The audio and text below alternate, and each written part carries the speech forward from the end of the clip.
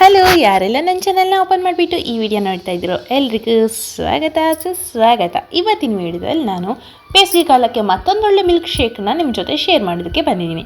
ಬನ್ನಿ, ಹಾಗಿದ್ರೆ ಆ ಮಿಲ್ಕ್ ಶೇಕ್ ಯಾವುದು, ಹಾಗೆಯೇ ಹೇಗೆ ಮಾಡೋದು ಅಂತ ನೋಡ್ಕೊಂಬರೋಣ. ಅದಕ್ಕೂ ಮುಂಚೆ ನನ್ನ ಚಾನಲ್ಗೆ ಯಾರಾದರೂ ಹೊಸಬ್ರಾದರೆ ದಯವಿಟ್ಟು ಸಬ್ಸ್ಕ್ರೈಬ್ ಆಗಿ. ಹಾಗೆ ವಿಡಿಯೋ ಇಷ್ಟ ಆದರೆ ನಿಮ್ಗೆ ಇಷ್ಟ ಆಗಿದೆ ಅಂತ ತೋರಿಸ್ಕೊಳ್ಳೋದಕ್ಕೋಸ್ಕರನಾದರೂ ಒಂದು ಲೈಕ್ ಮಾಡಿರಿ. ಹಾಗೆಯೇ ಹೇಗಾಗಿತ್ತು ಅಂತ ಗೊತ್ತಾಗಬೇಕಲ್ವ ನನಗೆ, ಅದಕ್ಕೋಸ್ಕರನಾದರೂ ಒಂದು ಕಮೆಂಟ್ ಮಾಡಿರಿ. ಹಾಗೆ ನಾವು ಮಾತ್ರ ತಿಳ್ಕೊಂಡ್ರೆ ಸಾಕ, ಬೇರೆಯವ್ರಿಗೂ ತಿಳಿಸ್ಬೇಕಲ್ವ ಒಂದೊಳ್ಳೆ ಆರೋಗ್ಯಕರ ಡ್ರಿಂಕ್ನ. ಅದಕ್ಕೋಸ್ಕರ ನೀವು ನಿಮ್ಮ ಫ್ರೆಂಡ್ಸ್ಗೆ, ಫ್ಯಾಮಿಲಿಯವರಿಗೆಲ್ಲ ಇದನ್ನು ಶೇರ್ ಮಾಡಿರಿ. ಬನ್ನಿ ಇವಾಗ ವಿಡಿಯೋ ಶುರು ಮಾಡೋಣ.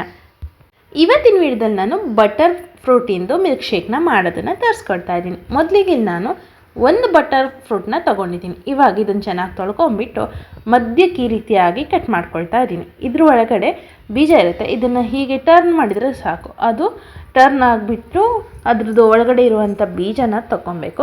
ಅದರೊಳಗಡೆ ಬೀಜನ ತಕ್ಕೊಂಬಿಟ್ಟು ಇದ್ರ ಒಳಗಡೆ ಇರುವಂತಹ ಇದೆಲ್ಲ ಇರುತ್ತಲ್ವ, ಬಟರ್ ಫ್ರೂಟ್ ಇರುತ್ತಲ್ವ, ಅದನ್ನು ತೆಗ್ದುಬಿಟ್ಟು ಒಂದು ಪ್ಲೇಟ್ಗೆ ಹಾಕ್ಕೊಳ್ತಾ ಇದ್ದೀನಿ.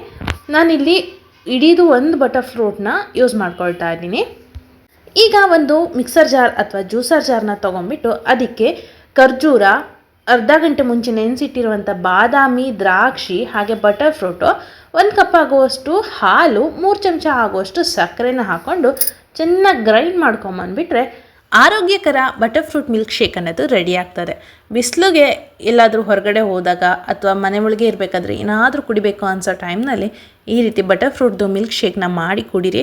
ಆರೋಗ್ಯಕ್ಕಂತೂ ತುಂಬಾ ಒಳ್ಳೆಯದು. ಇದರಲ್ಲಿ ನಾವು ಯಾವುದೇ ರೀತಿಯಾದಂಥ ಎಸೆನ್ಸ್ ಆಗಲಿ ಬೇರೆ ಏನೇನೋ ಎಲ್ಲ ಸೇರಿಸಿಲ್ಲ. ಅದಕ್ಕೋಸ್ಕರ ಎಲ್ಲ ಹೆಲ್ದಿ ಆಗಿರುವಂಥದ್ದನ್ನೇ ಸೇರಿಸಿರೋದು. ಅದಕ್ಕೋಸ್ಕರ ಒಂದು ಸಲ ಮಾಡಿ ಟ್ರೈ ಮಾಡಿರಿ. ಇವತ್ತಿನ ವಿಡಿಯೋ ಇಷ್ಟೇ. ಇವತ್ತಿನ ವಿಡಿಯೋ ಇಲ್ಲಿಗೆ ಮುಗಿಸ್ತಾ ಇದ್ದೀನಿ. ಮತ್ತೆ ಯಾವುದಾದ್ರೂ ಹೊಸ ವಿಡಿಯೋದಲ್ಲಿ ಸಿಗೋಣ. ಅಲ್ಲಿವರೆಗೂ ಲವ್ ಯು ಆಲ್, ಬಾಯ್.